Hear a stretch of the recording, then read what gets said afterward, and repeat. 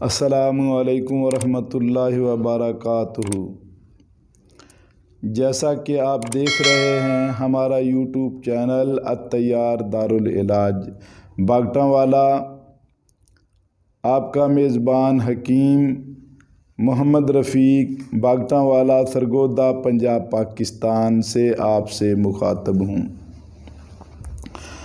آج کا جو ہمارا موضوع ہے وہ ہے ورم رحم، یعنی رحم کی سوزش، رحم کا ورم۔ اس کے علاج میں بہت دشواری اور اس کا علاج کرنے میں ڈاکٹر اور اطباء کرام نے بھی بہت لمبا چوڑا ایک مسئلہ بنا دیا ہے، جبکہ یہ ایک معمولی مسئلہ ہے اور بہت تیزی کے ساتھ بڑی جلدی ہی اس کا علاج 3-4 دن میں ہو جاتا ہے۔ ورم رحم، رحم کی سوزش ہوتی ہے۔ عورت اور مرد جب اکٹھے ہوتے ہیں، یعنی ہم بستری کرتے ہیں، تو عورت کو شدید تکلیف اور کفت محسوس ہوتی ہے۔ بعض اوقات جب یہ چیز بڑھ جاتی ہے تو عورت کو خون بھی آنا شروع ہو جاتا ہے۔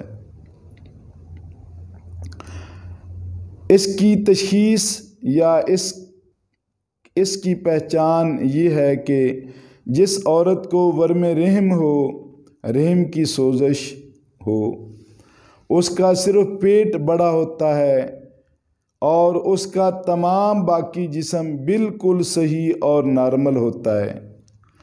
اس کی پہچان کا آسان اور اس کا علاج بھی آسان، یعنی عورت کا پیٹ ہی صرف بڑھتا ہے اور ہم بستری یا جماع کے وقت اس کو شدید تکلیف ہوتی ہے، تو اس کا علاج بہت آسان ہے کہ سونڈ، کلمی شورا اور نسادر، یہ 3 تولہ اور ریوند خطائی 200 گرام ملا کر اس کا صفو بنا لیں اور اس کے بعد اس کو پیالی میں ڈال کر مہندی کی طرح حل کر لیں، یعنی لیپ بنا لیں، اور اس کو مقام جگر اور پیٹ پر اور پیٹ کے نیچے تک جو ہے اس کو لیپ کر دیں۔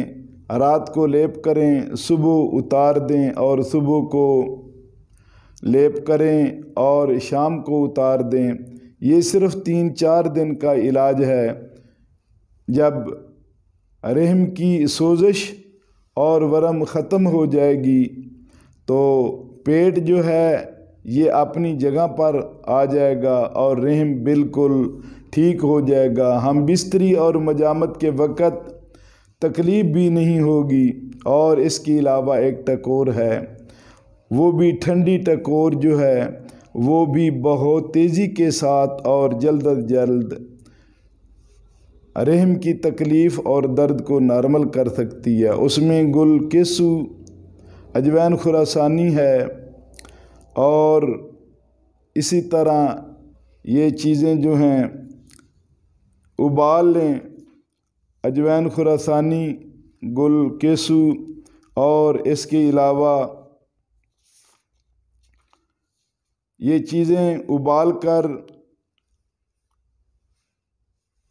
رحم اور پیٹ کے اوپر اور جگر پر ٹکور کریں۔ پانی 5 کلو یا 4 کلو پانی ہو تو ٹکور کرنے سے صبح و شام، یعنی اوپر پانی ڈالتے رہیں اور نیچے کوئی برتن رکھ دے، تقریباً روزانہ صبح و شام آدھ گھنٹے تک ٹکور کرنے سے یہ جسم اور پیٹ جو ہے وہ نارمل ہو جائے گا، رحم کی سوزش ختم ہو جائے گی اور بالکل معاملہ درست ہو جائے گا۔ وما علینا۔